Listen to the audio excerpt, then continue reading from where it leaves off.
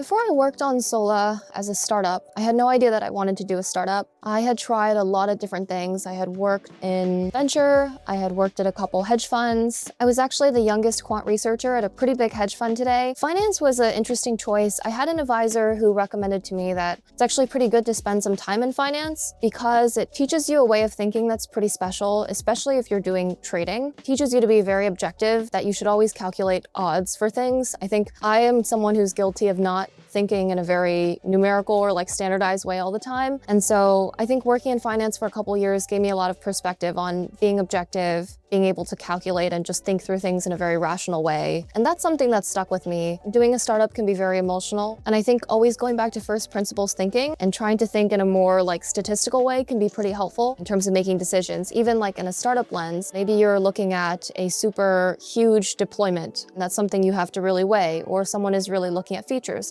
All of those things can be mapped out in a way that's more rational. You can say, what are the odds that this particular, this isn't perfect math, this particular customer converts by this particular day? What are the things that I'm trading off? And it gives you a very statistical framework to think about these decisions without just, I really like this customer, so I want to work with them. People tell you that you can learn a lot from playing poker, and that applies a lot to the startup world. I think that's true.